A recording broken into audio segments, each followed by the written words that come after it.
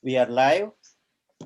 Very warm welcome to everyone to our civic engagement charter with series of conversations and panel discussions on issues and greetings and welcome to Congressman Joe Kennedy to our discussions. Congressman, thank you so much for joining us. Hopefully your discussions. Very warm welcome to everyone to our civic engagement charter with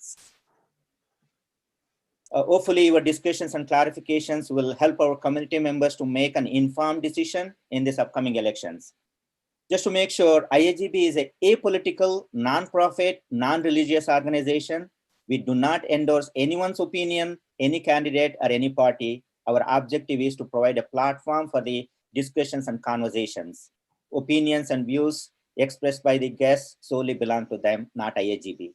I know the time is very short. With that, good luck to you, Congressman, and Prag, over to you.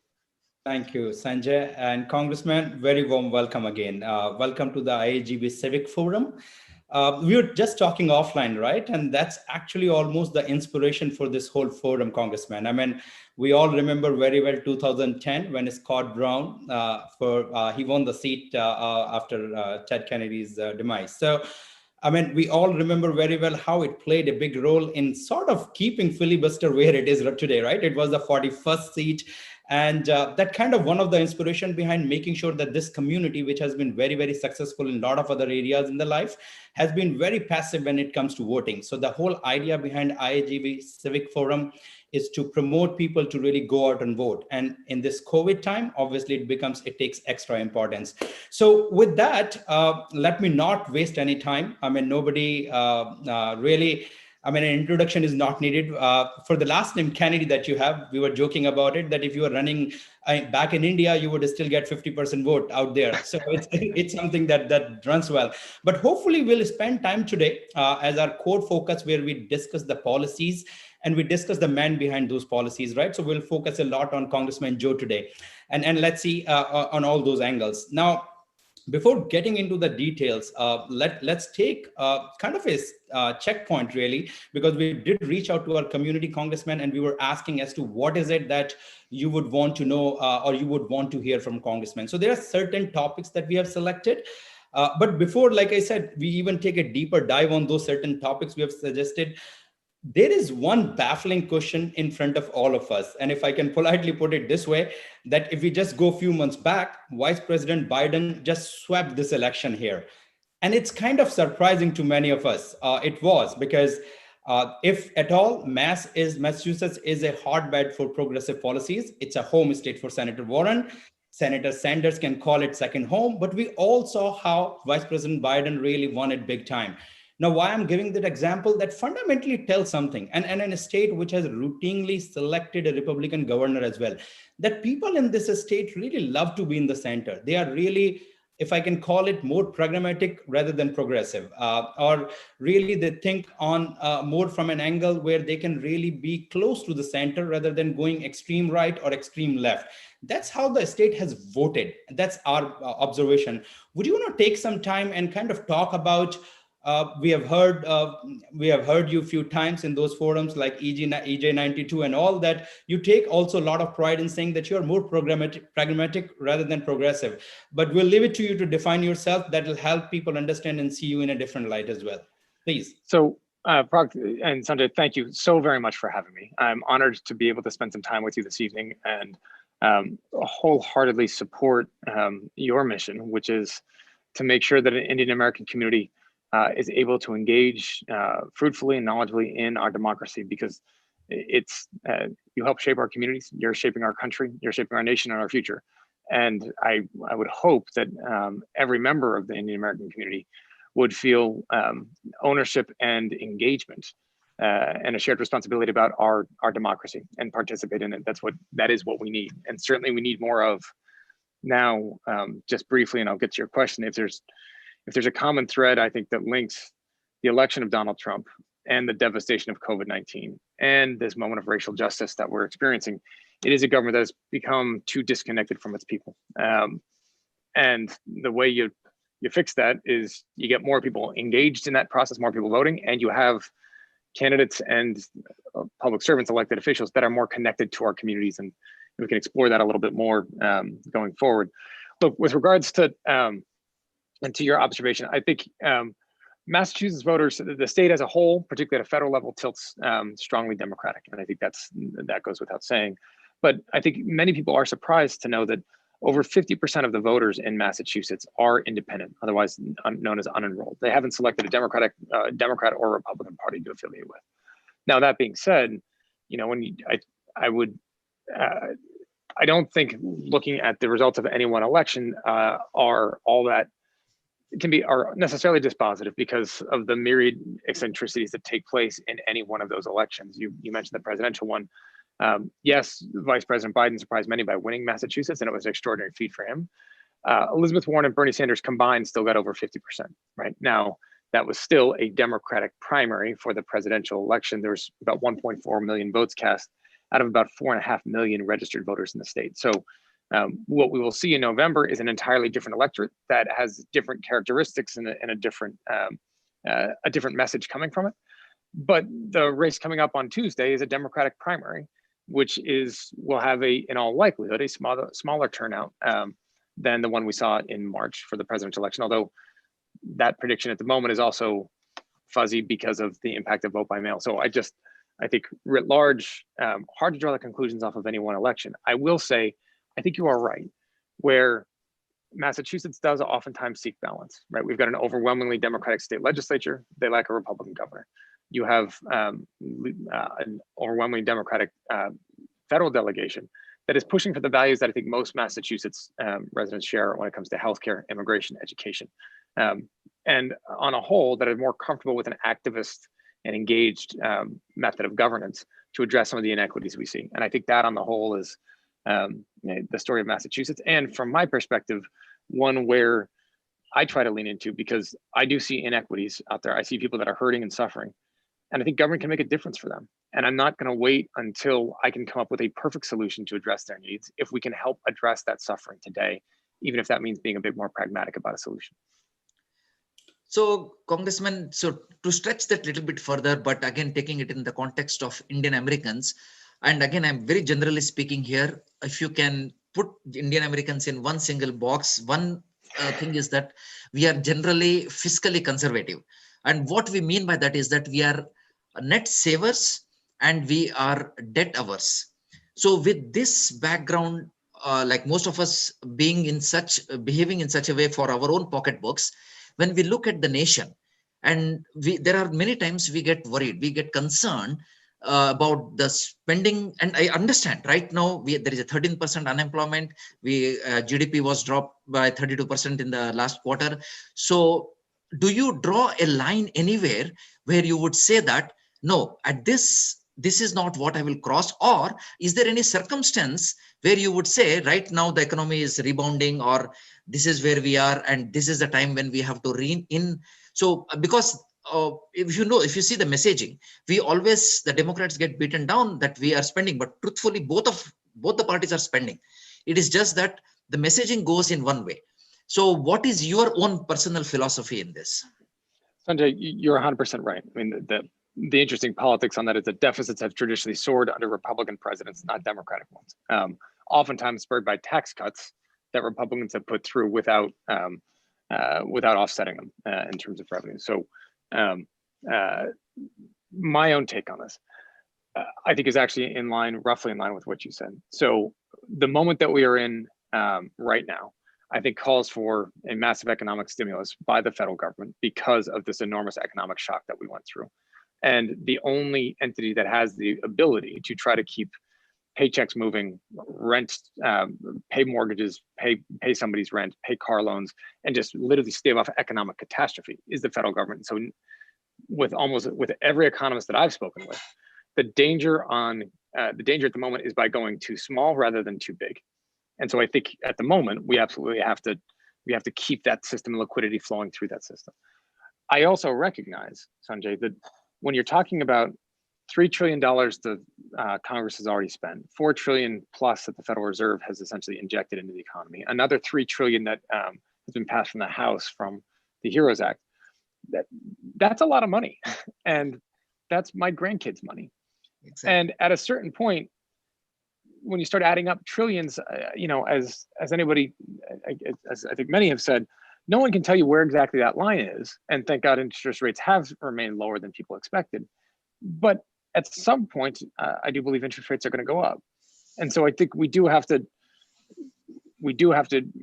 go through some fiscal planning here with some eye towards the future about, yes, being aggressive now to stave off economic devastation, but recalibrating our economic structure and our tax structure into a progressive taxation, where we're able to recoup the investment that we need to then also invest in social programs like, by the way, universal childcare, which is literally some of the best money we could spend. We still don't, and it's much to the detriment of our country. Investing in that human capital will pay off massive returns in the long run.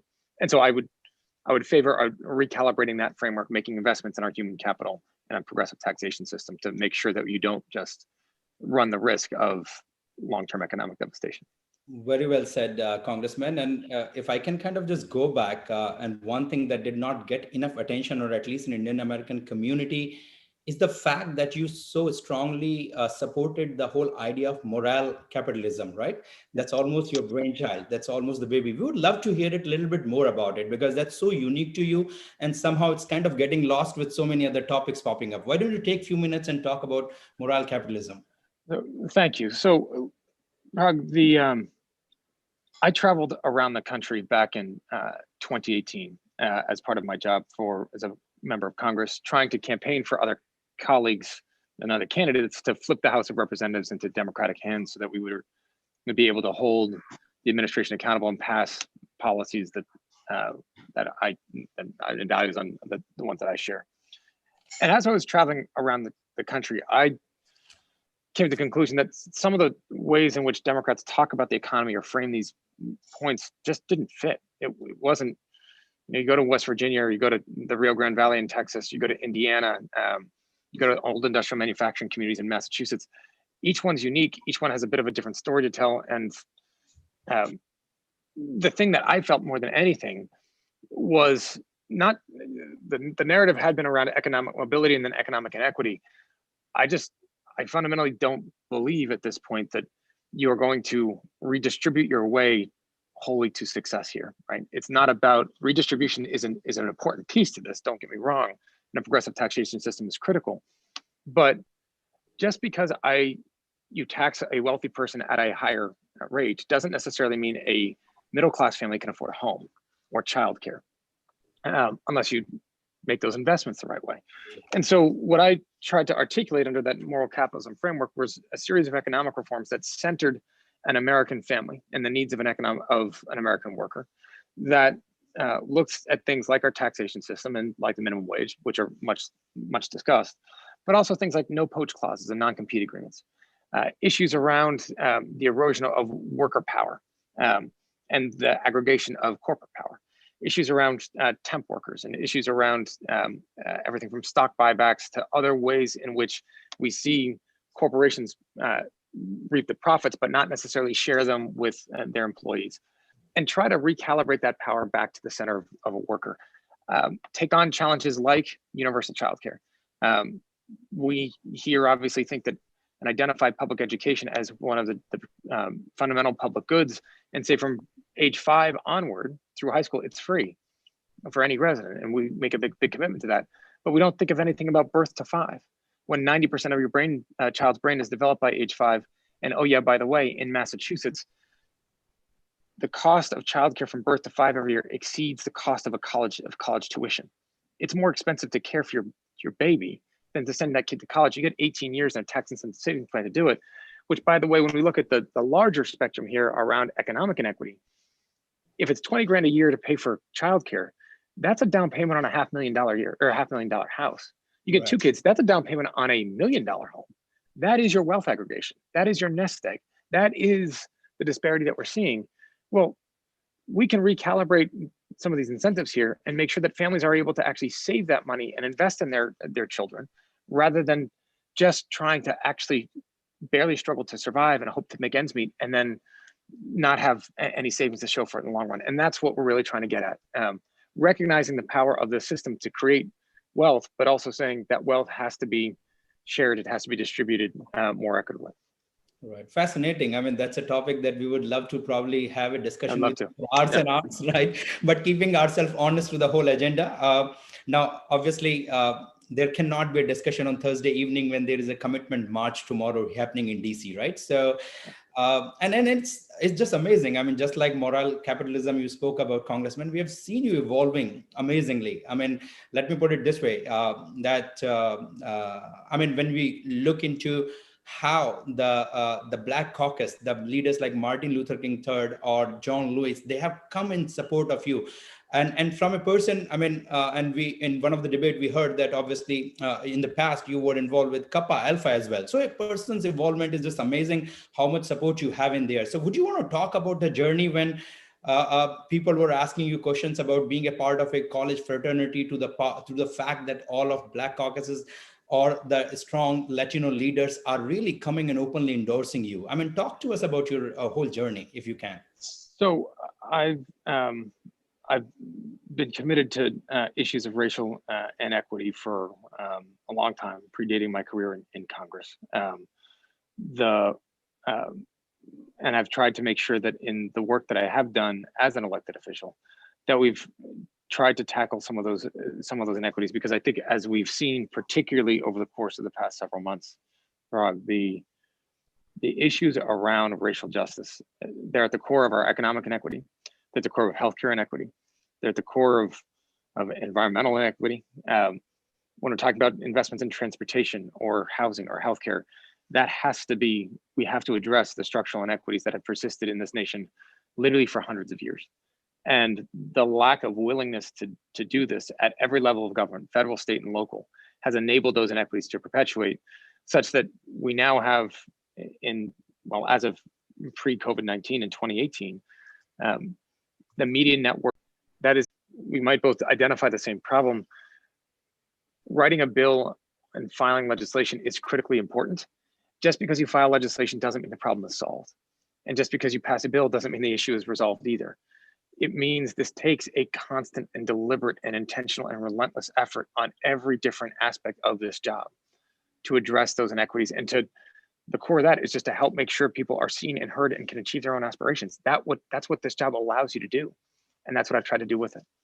Wonderful. Would you have a message? To get back I'm sorry, because you were talking about the inequities, I just wanted to get your view on the law that Trump repealed, the Fair Housing Act, I forgot the name of it, that Obama era had passed. Is that something very important for you, and would you fight to get it back on the books?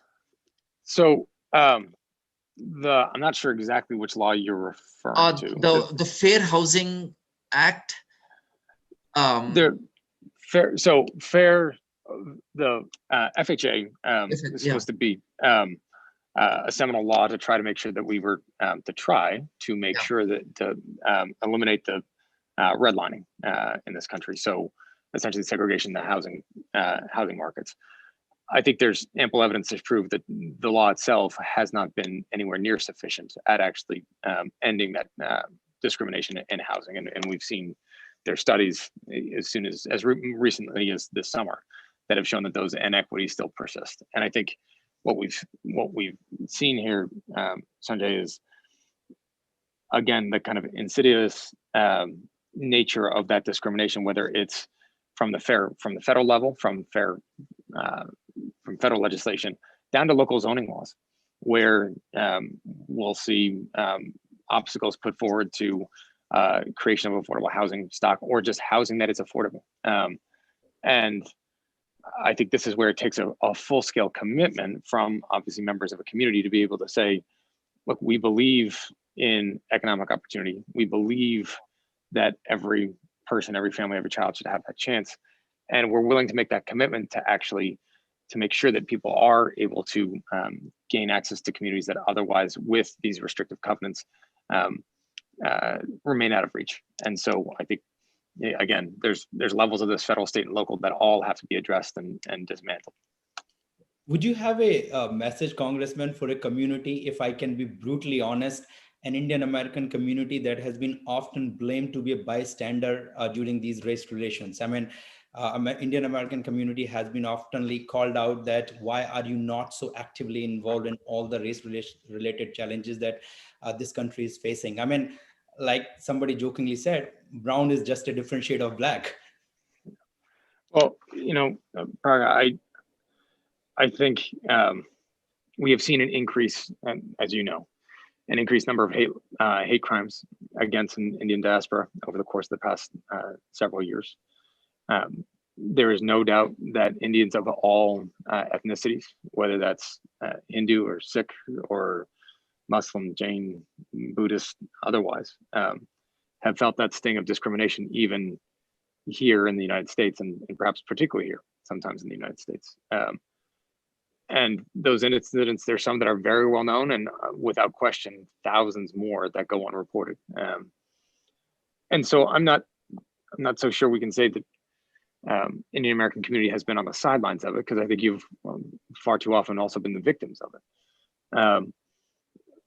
I do think that, look, from my own perspective on this, as obviously a privileged white guy, I think one of the lessons I take of this moment, from the murder of George Floyd to the shooting of Jacob Blake,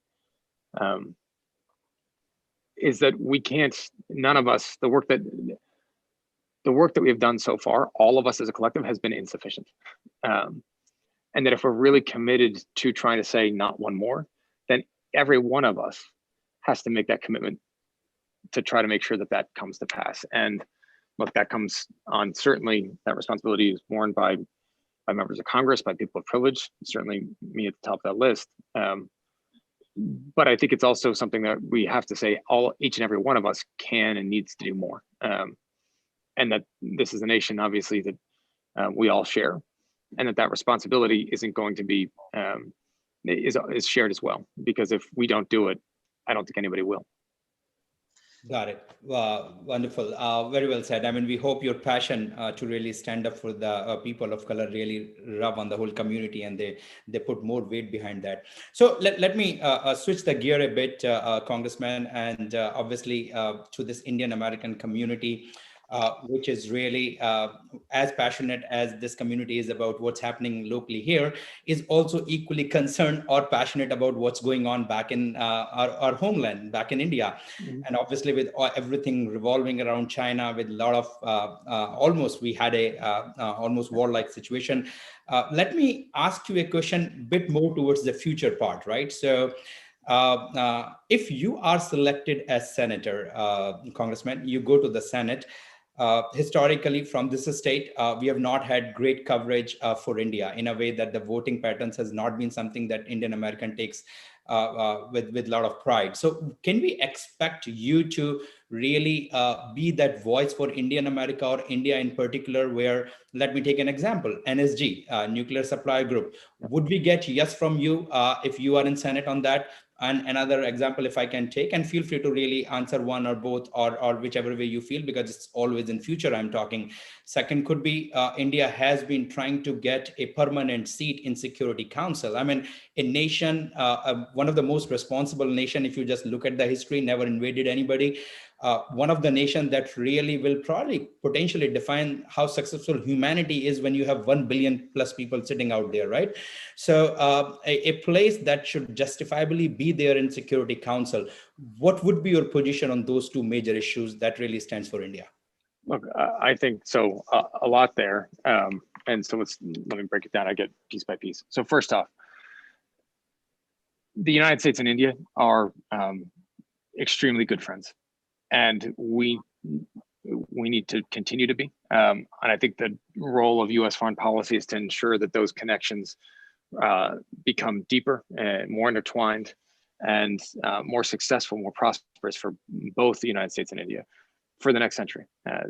As you know, and you've heard me say and others say many times, we're talking about the world's oldest democracy and the world's largest democracy. We are united fundamentally on values. Indian Constitution modeled after the United States, but even more liberal than that of the United States. And so there's a base level of shared values, of common vision, of protection of human dignity that I think is inherent there, that links our two nations, that provides for an extraordinary amount of cooperation and achievement for both countries going forward. I think candidly, that also means from the United States, treating India as an equal, right? And not looking at this as a power dynamic between a more developed country and a developing country. India's arrived, right? And so treating India as an equal partner here, I think is critically important, particularly given the challenges that India confronts. It's a challenging neighborhood, to put it mildly. And with some nations that don't always share values for the United States and are engaged in competition, whether it's economically, politically, militarily, with the United States, literally on a daily basis, and it has been for a long time, particularly when we look at Pakistan and obviously the tensions that are growing with China. And so I look at this not just as a question of shared values, but also in addition to obviously strategic interests for commerce, for military, and for the spread and protection of fundamental freedoms and democracy around the world, given, again, some of the measures and tactics used by and employed by some others in that neighborhood. So I think the future between the United States and India is very bright, and needs to be, and is in our effort, is in our interest and India's. Now, just briefly on that, that doesn't mean that there's not going to be complications. This administration picked a fight with Canada, right? Like, I mean, there's complications.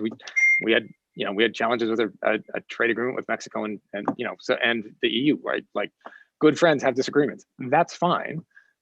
Particularly when you're talking about 1 billion people in the interest of 1 billion people in India and 350 million people in the United States. That there's got to be competition there. We set those standards high, that we compete on those values, and that we work together to achieve them, understanding that competition is not bad, and that things can get complex, but that fundamentally a stronger, more robust democratic partner in Asia is a huge benefit to the United States. And so, yes to the NSG, right? And I think President Obama was right when he said India's time here has clearly arrived. UN and UN reform is a very big topic, particularly when we start to unpack some of the challenges there. I would certainly be open to the idea that India has earned a right at the National Security Council, as you articulated. And there's a number of reforms that I think we're seeing need to be done at the UN to update the structures there to the 21st century, particularly given power geopolitics and what that future is going to look like. Wonderful. Congressman, I'm so glad that you did not really shy away from giving a very clear answer to the two questions that I had. I loved hearing every word you said, but I was really waiting for yes and no on those two questions, and you had it. Thank you very much. Yeah, I'm keeping an eye on the clock too. So we had asked some questions from the community. So there are quite a few questions, but they're very diverse topics. So certainly we don't have time. So one question that very much can be asked towards the end of our conversation is from Usha Pillai. Her question, I'm just reading it verbatim. Congressman Kennedy, there appears to be many similarities between you and Senator Markey when it comes to policy. What do you plan to do differently if you are elected to the Senate? Ma'am, thank you for the question. So the biggest difference between myself and Senator Markey is literally how we define the job of being a United States Senator. The senator has said that this is the primary responsibility is about the votes that you cast and the bills that you file. And look, I agree that's an important part of being a senator. I wholeheartedly disagree that that's where the job ends. And let me give you some examples here. One, I think that if you're going to represent the people of Massachusetts, you have to be here in Massachusetts. Senator Markey, before this campaign, spent less than a month here. He lives outside of Washington, D.C. I don't think that you can lead Massachusetts if you are not in this state. I don't think that you can claim to know what is going on in our communities. I'm talking to you tonight from Lowell after I was just in Lawrence and Methuen. I don't think you can claim to know what's going on in our communities, in our streets, from Pittsfield to Gloucester to Cape Cod, if you are not present here asking people questions and engaging in forums like this one, but not just every 6 years, continually, so that you know if we provided $1 trillion of PPP, but many immigrant businesses didn't get it because you didn't know how to navigate it because of language barriers or cultural barriers or whatever else, then the $1 trillion there doesn't mean anything to you because you didn't get a dime of it.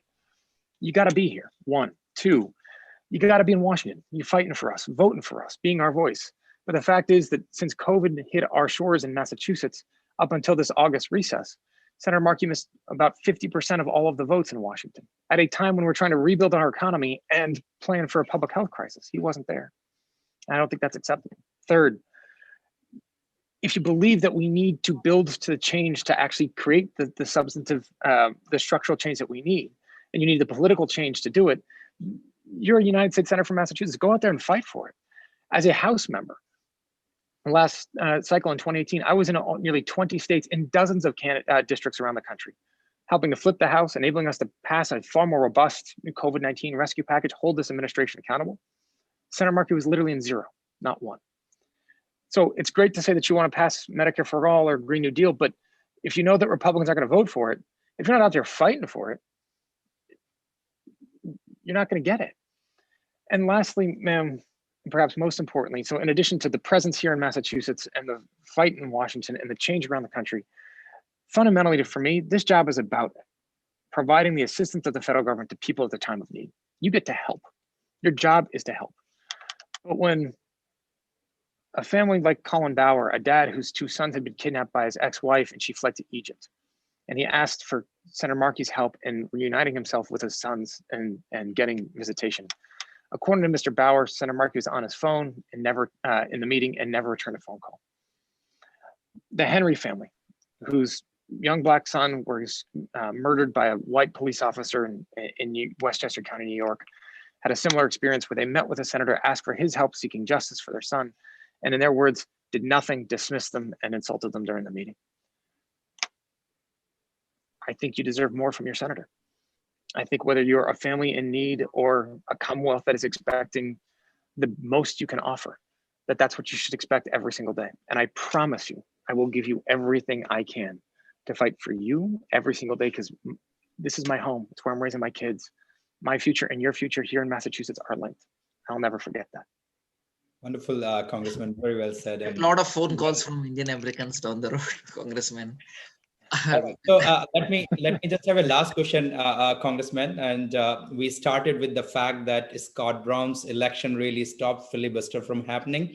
And there is a lot of talk, obviously, and you took an early position on filibuster, right? So are you still in for it? And if I can just put a little bit of data on the point, I mean, you might want to talk about the scenarios that has made you look for this change. And why I'm saying this, because back in 2004, the one most prominent senator who was against filibuster was future President Barack Obama. So from that point to Scott Brown's election to now. And so you can also take this question and put some closing remarks for the community. And after that, I'll call upon our Vice President Vaishali to close it. So over to you, Congressman. So on the filibuster, I am for ending it. And President Obama actually recently came out in favor of ending it too. And I think an indication of how it's been abused throughout its history and still today. And look, so the filibuster is essentially a rule in the Senate that says in order to pass policy legislation, you need to have 60 votes. It is next to impossible to get 60 members, whether Democrat or Republican, to come together on a major piece of policy. And so essentially what happens is policy passes the House, gets roadblocked in the Senate, doesn't pass, and a president then moves by executive action to try to expand his authority to fill that void, which is detrimental to our policy, our people, and our system of government. I believe that we should end it. And ending the filibuster, it's important to know, really only matters when one party has the House, the Senate, and the presidency. Because if an opposition party is in power there, then you got to work with the opposition. The other piece that's important to know is the filibuster only impacts social policy, because there's an arcane rule called reconciliation that enables the Senate with majority rule to pass bills associated with the budget. So Republicans actually passed their big tax cut with 51 votes through reconciliation. They tried to repeal healthcare with 51 votes through reconciliation. So it really impacts things like immigration, gun violence legislation, LGBT rights, social policy that in many respects, the vast majority of our country wants us to do, but because it's not budgetary in nature, we're not allowed to. And I would much prefer to end, rather than fight over what's budgetary, I would much prefer to end the filibuster, pass a series of democracy reforms that the House of Representatives has called for, ending gerrymandering, campaign finance reform, strengthen the Voting Rights Act, increased disclosure laws for campaign finance and others. Make sure you have a country more responsive to the will of its people. And then let us run an election. And if Democrats win the House, Senate, and presidency, then great, pass your agenda. And if you don't, then fine, Republicans can pass their agenda. But I would rather have Republicans have the House, Senate, and presidency off of electorate that they actually won, rather than what happened back in 2019, where they had the House, Senate, and presidency when they actually didn't. And I put that on Democrats to say, if we have a system that is more responsive to the needs of our people, then we should be responsive to our people. And we should have confidence that our agenda is actually in line with theirs. And so that's where I come down on the filibuster. With regards to closing comments, just briefly here, look, this race for me is about our future and is about our willingness to choose. We are at a moment of reckoning in our nation with so much pain and hurt and disruption over the course of the past several months and certainly the past several years. We have a choice as to whether we want to build something better or as to whether we are going to go back to the old normal and think that that is good enough. But if you think we can build something better, I fundamentally don't believe we're going to get there by sending the same people with the same ideas and the same method of thinking to go and try again and come up with something new. And I've spent months traveling around this Commonwealth and years traveling around our country. We are good, decent people that are willing to do anything they can for their future, for the future of their families and their kids, and for our communities. I think you deserve a senator that's going to fight the same way for your future as well. And that's what I'm asking for. That because I believe you deserve it. I believe our country should demand it, particularly at this moment. And I'd like the chance to be able to serve you in that way in the United States Senate. I ask for your vote on September 1st, and I look forward to working with you for the next 6 years. Thank you. Thank you. Good luck to you, Congressman. Thank you. So grateful to you. Yeah. Vaishali. Yep. Congressman Kennedy, thank you so much for joining us this evening. I know you have a hard stop, but I'm sure our members, Indian American voters, appreciate your take, your stance on various issues that really, really matter to us. Thanks again for making a stop here at IIGB Civic Platform on your campaign trail. Wish you all the best for your campaign and, of course, for the primaries. Thank you again. Thanks so much. Thank you. Take care. Thanks. Now, for our viewers, I just want to reiterate, IIGB is a political organization. We are not promoting any political candidates or political party. Our objective is just to present an opportunity to our guests to bring forward their viewpoints and their stands on any of the party's platform and why should we vote for them. The views expressed by the candidates on this platform belong solely to the candidates and not necessarily to IIGB. We also have a great lineup of panel discussions that matter to you leading up to the presidential primaries. So do watch IIGB emails and Facebook announcements for further civic engagement series episodes. And don't forget to vote